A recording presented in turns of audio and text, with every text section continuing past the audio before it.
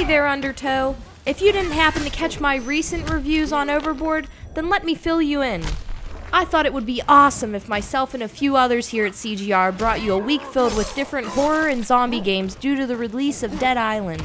So I would just like to say, it really hits the spot when an amazing game comes out with downloadable content, because you're only adding to something that's already spectacular.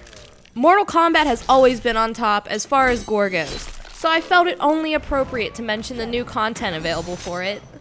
For 1,200 Microsoft points or $14.99 at your local GameStop, you can purchase yourself the Mortal Kombat Season Pass, which includes all the DLC characters for a cheaper price rather than purchasing them individually. Scarlett was the first character to be released for download on June 21st. The rest followed shortly after. This content has 4 characters total that you can get so far. Again, you have Scarlett, who is said to have first been noticed due to a glitch in Mortal Kombat 2. This is where Katana and other female characters' palettes would swap colors and appear to be wearing red. You can notice on Scarlett that she's been given 2 Kodachi swords and 4 kunai attached to her thigh. She uses these in her combos you'll go through, along with her killer fatalities. Now Scarlett really brings the gore more than Melina, I'd say. According to her fatality bio, she was a fan of Elizabeth Bathory. And this lady was an evil ruler who was said to have bathed in her victims' bloods to retain her youth. Well, this can almost be true about Scarlett. Really, I mean it. Before you know it, this woman's ripping the loser open and letting their guts and blood fall all on her.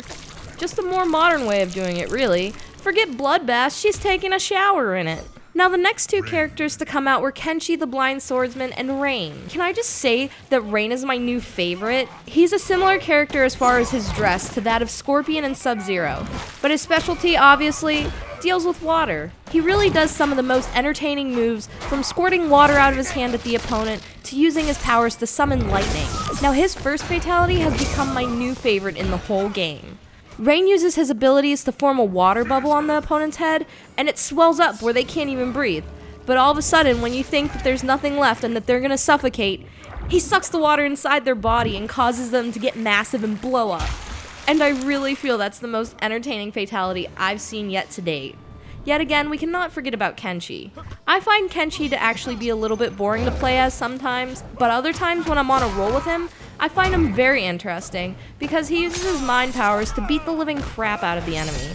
And for those of you who don't know the backstory on him, he's a blind swordsman due to a betrayal done by Shang Tsung. Now, last but not least, the biggest reason why this DLC fits into the whole zombie and horror game week theme, Freddy Krueger. Now, Freddy was available for download August 9th, and I have to say, I was so excited for him. Not only were the Nightmare on Elm Street movies one of my favorites growing up, but still to this day, they're exciting to watch. However, Freddy in this game is not the Robert Englund version, but he still packs a punch, especially with the extra claw that they gave him.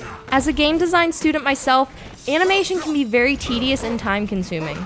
So I feel they actually gave him the second claw due to it being easier to cycle out animations that they already had. I don't think they wanted to make special exceptions just so he could use one hand to fight with. That's just my personal thought on the matter though. See, I looked everywhere for an explanation why he had 2 claws. Obviously I ended up unsuccessful, but these are all just thoughts on the matter though. Now he throws some moves that are very exciting here and there, like when he teleports in a tunnel of fire and then throws claws at the enemy.